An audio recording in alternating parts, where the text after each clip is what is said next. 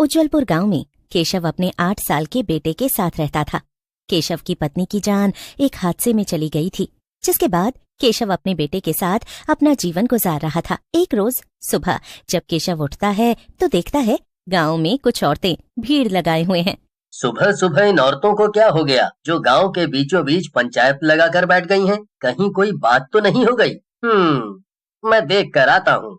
इतना कहकर केशव उन औरतों के बीच पहुँचता है तो वो देखता है एक लड़की उन औरतों के बीच बैठी होती है, जो दिखने में काफी सुंदर थी और वो औरतों को अपनी बातें बताकर रो रही थी। कोई बात नहीं, जिसका कोई नहीं होता उसका ऊपर वाला होता है। तू चिंता न कर, तू इस गांव में जब तक चाहे तब तक रह सकती है। हाँ बिटिया, तू चिंता न कर, ये गांव और गांव के लोग सब अच्छे हैं, तुझे किसी चीज की दिक्कत नहीं होगी। और रोना बंद कर, इतने सुंदर चेहरे पर जरा देख तो, इन आंसुओं को जरा भी अच्छे नहीं लग रहे हैं। फुलवा काकी की बात सुनकर वो लड़की मुस्कुरा देती है। जब वो मुस्कुराती है तो केशव बस उसकी तरफ देखता ही रह जाता है। तभी केशव की पड़ोसन उसे टोकते हुए कहती है, अरे ओ केशव, औरतों के बीच तू क्या करने आया है? तुझे औरतों की बातें सुनने में बड़ा मजा आ रहा है? अरे नहीं लक्ष्मी भाभी, कैसी बातें कर रही हैं आप? मैं तो आप लोगों को एक जगह इकट्ठा देखकर यहाँ चला आया। मैंने सोचा कहीं फुलवा काकी निपट तो नहीं ली। हाँ, क्यों नहीं, तुझे तो हर वक्त मेरे मरने का ही ख्याल आता रहता है। अरे मरे मेरे दुश्मन, अभी मेरी उम्र ही क्या है? हाँ, अभी तो मैं बस 70 साल की हुई हूँ। हाँ, आप तो पूरे गांव को मार कर ही मरेंगी। फुलवा की बातें सुनकर सब हंसने लगते हैं और वो लड़की भी मुस्कुरा देती है। अब केशव अपनी पड़ोसन से उस लड़की के बारे में पूछता है। कोई दिक्कत नहीं है, बस इसका पति इसे मारता पीटता था और ये बेचारी कमाने खाने के लिए सोशल मीडिया पर रील्स बनाती थी। इस वजह से कल रात इसके पति ने इसे मारकर घर से निकाल दिया। क्या रील? अरे बाप रे! केशव को वो अनजान लड़की काफी पसंद आती है। वो लड़की भी केशव को ही देख रही थी। अब उस लड़की को गांव वाले अपने गांव में रहने की जगह देते हैं। ऐसे ही कुछ दिन बीत जाते हैं और पूरे गांव में उस लड़की की बनाई हुई रील्स काफी फेमस हो रही थीं। एक रोज देर रात को केशव और अजय दोनों गांव के कुएं के किनारे बैठकर जाम लगा रहे होते हैं। आज मेरी माया जिंदा होती तो सब कुछ ठीक होता। मुझे अपने बेटे की इतनी चिंता भी नहीं होती। उसे देखता हूँ तो मुझे बस माया की ही याद आती है। देख, उस दिन जो कुछ भी हुआ उसमें तेरी गलती बिल्कुल भी नहीं थी। तू चिंता ना कर, भाभी जहाँ कहीं होंगी तुझे देख रही होंगी और उन्हें अपने पति पर गर्व होगा कि वो अपने साथ साथ अपने बेटे को भी संभाल रहा है। वैसे रील से याद आया, वो जो लड़की आई है वो भी तो रील बनाती है ना?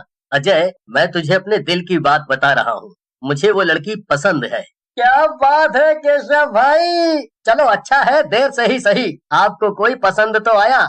आप कहो तो बातचीत आगे बढ़ाता हूँ। नहीं, जब तक वो मुझे पसंद नहीं करती मैं उससे जबरदस्ती शादी भी नहीं करना चाहता। लेकिन मुझे उसमें मेरी माया नजर आती है। उसका नाचना, उसका औरतों के साथ बात करना, उसका गांव में बच्चों के साथ औरतों के साथ रील बनाना। मैं समझ सकता हूँ। वैसे भी उसे यहाँ रहते हुए 1 महीने से ज्यादा हो चुका है। उसका पति ना तो उसके बारे में जानने आया आज तक और ना ही उसकी खोजबीन की। इसका मतलब अब वो पूरी तरह से अकेली है। अजय अब केशव और उस लड़की जिसका नाम मुस्कान था उसके बारे में फुलवा काकी से बात करता है, जो चलता फिरता गांव का न्यूज चैनल थी। और जब फुलवा को केशव के मन की बात पता चलती है तो वो बात फुलवा काकी सारे गांव को बता देती है और गांव की कुछ औरतें भी इस बात से सहमत होती हैं कि दोनों की शादी कर दी जाए और देखते ही देखते दोनों की शादी भी हो जाती है। मुझे आपसे ये पूछना था कि आपको मेरा नाचना, गाना, रील बनाना पसंद तो है ना? अगर आपको अच्छा नहीं लगता तो मैं ये सब छोड़ दूंगी सिर्फ आपके लिए।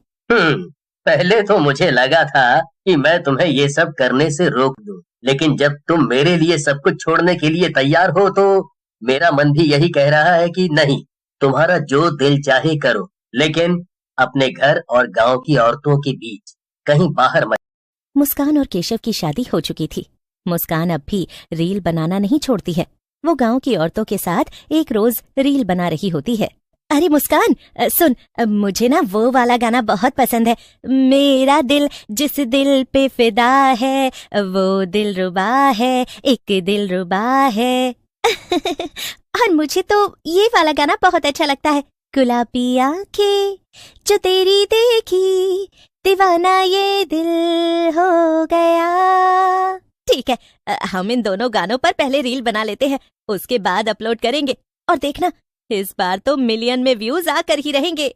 लक्ष्मी और मुस्कान अधिकतर समय एक साथ रहते और रील्स बना बनाकर अपने सोशल मीडिया अकाउंट पर डाल रहे थे। कुछ दिनों बाद ही मुस्कान को उन रील्स से पैसे भी मिलने लगते हैं, जिससे वो गांव के लोगों की मदद करती है।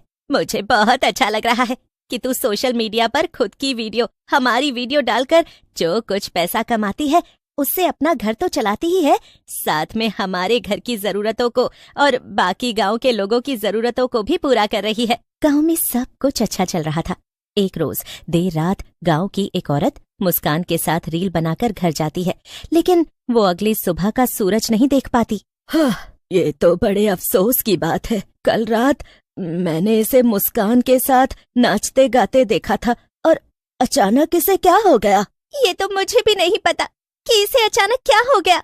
मेरे साथ नाचती गाती और रील बनाती थी, देखो आज इसके साथ क्या हो गया है। उस औरत के मरने के बाद ही अब गांव में हर रोज कोई न कोई मरने लगा था। किसी को कुछ भी समझ नहीं आ रहा था कि आखिर ये सब मौतें कैसे और क्यों हो रही हैं। जहाँ एक तरफ पूरा गांव खुशी खुशी अपना जीवन व्यतीत कर रहा था, वहीं अचानक से गांव के लोगों के बीच दहशत फैल जाती है। ऐसे ही समय बीत रहा था और लगभग 2-4 दिनों तक गांव में किसी तरह की हलचल नहीं होती। कहने का मतलब किसी की मौत नहीं होती। और ठीक 1 सप्ताह बाद फुलवा काकी के मरने की खबर आती है, जिससे गांव वाले सहम जाते हैं।